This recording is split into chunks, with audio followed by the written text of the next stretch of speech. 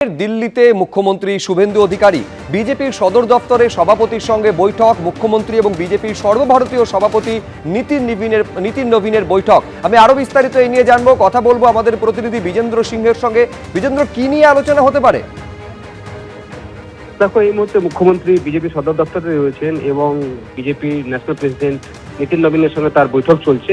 এবং যেটা সূত্র মারফত জানা যাচ্ছে কি খুব সম্ভবত যেটা পশ্চিমবঙ্গে ক্যাবিনেট এক্সপ্যানশন হয়েছে, এখনো দপ্তরগুলো বন্টন করা হয়নি। 35 জন মন্ত্রী শপথ নিয়েছেন, কিন্তু কার দপ্তর কোনটা হবে সেটা এখনো বন্টন করা হয়নি। সেক্ষেত্রে সেটা নিয়ে একটা ফাইনাল আলোচনা মুখ্যমন্ত্রী করছেন বিজেপির শীর্ষ নেতৃত্বের সঙ্গে। এর আগে তিনি এসেছিলেন একদিন রাত্রিরে, কিছুক্ষণের জন্য তার দেখা হয়েছিল নীতিন নবীনের সঙ্গে। কিন্তু আজকে যখন তিনি এসেছেন এয়ারপোর্ট থেকে সোজা তিনি আসেন বিজেপি সদর দপ্তরে এবং এই মুহূর্তে তিনি বিজেপি সদর দপ্তরে রয়েছেন। প্রায় 1 ঘন্টা থেকে বেশি হলো তার এই বৈঠক বিজেপি ন্যাশনাল প্রেসিডেন্টের সঙ্গে চলছে।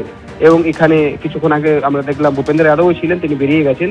সুনীল বনসাল রয়েছেন এবং মনে করা হচ্ছে কি এই মিটিং এই চূড়ান্ত হয়তো সিদ্ধান্ত হয়ে যাবে কে কোন দপ্তর পেতে চলেছে। সেটাকেই একটা ফাইনাল টাচ দেওয়ার পর তিনি কেন্দ্রীয় নেতৃত্বের কাছে তাদের পরামর্শ নিতে এসছেন এবং আজকেই কলকাতা ফিরে যাবেন মুখ্যমন্ত্রী শুভেন্দু অধিকারী। ধন্যবাদ বিজেন্দ্র। তৃণমূলের সংসদীয় দলে ভাঙন কি তাহলে এখন শুধুই সময়ের অপেক্ষা? জল্পনা জোরালো হয়েছে, আর তার মধ্যে ইঙ্গিতপূর্ণ পোস্ট করেছেন কাকলি ঘোষ দস্তিদার, যেখানে তিনি লিখছেন, একটি রাজনৈতিক পরিবার থেকে আসা 4 বারের সাংসদ শুধু নিজের কথা ভাবতে পারেন? 4 দশক ধরে একনায়কতন্ত্রের বিরুদ্ধে লড়াইয়ের পর কেউ শুধু নিজের কথা ভাবতে পারেন? এটা সরকারের নীতি এবং শাসন ব্যবস্থার ব্যর্থতার বিরুদ্ধে মানুষের রায়। এই পোস্ট করেছেন কাকলি ঘোষ দস্তিদার, যার মধ্যে জল্পনা নতুন করে তৈরি হয়েছে।